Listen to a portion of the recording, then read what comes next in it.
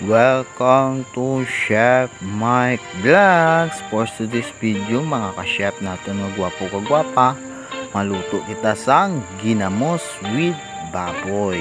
Ginapainit ko na ang aton nga dripper multi-cooker.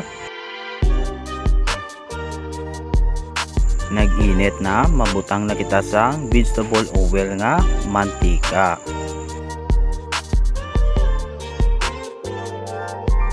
Nag-init ng aton nga mantika, mabutang kita sang 200 grams nga hiniwa nga gagmay nga baboy. Pork belly gali jaging gamit ko mga ka-chef naton nga gwapo kagwapa, amo di ang manamit sa ginamos with baboy.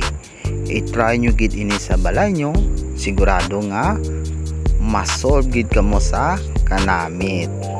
Samtang nagapadayon kita kapag luto naton ka aton nga pagprito sang pork belly nga hiniwa nga gagmay, ina-shout out ko diri ang aton nga chef nga gwapo kag gwapa. Ina-shout out ko man diri ang akon nga pamilya kag friends kag nagasuporta sa Chef Mike Vlogs. Madamo gid nga salamat. Takpa naton anay ang aton nga ginaluto nga pinaprito nga pork belly. Diri na mga ka-chef naton nga gwapo kagwapa, naluto ng aton nga ginaprito nga pork belly. Ibutang doon naton ang aton nga hiniwa nga ahos, igisaw na naton.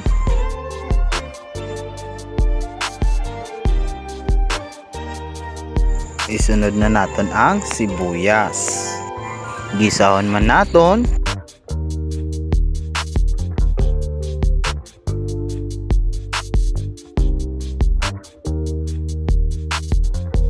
Ari na, isunod na naton ang aton nga fresh nga ginamos. 800 grams kali jang ang aton nga fresh nga ginamos. Kag mabutang na kita sang aton nga mga seasoning nga pampalasa. Nagbutang kita sang asin, gamay nga asin. Nagbutang kita sang betchin, isa ka kutsara.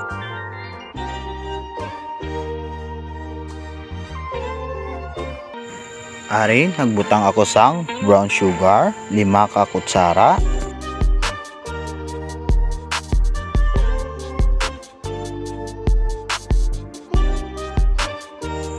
Ari, nagbutang man ako sang calamansi juice, 5 ka bilog nga buo.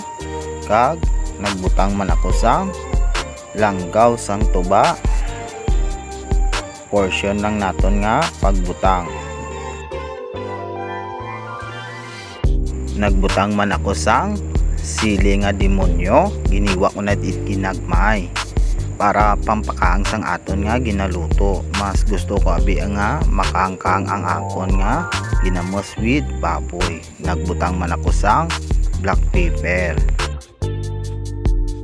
Pagkatapos naton kabutang sang mga seasoning, aton na nga gisahon para ma-absorb ang tanan naton nga mga ingredients nga seasoning nga pampalasa sa aton nga ginamos with baboy.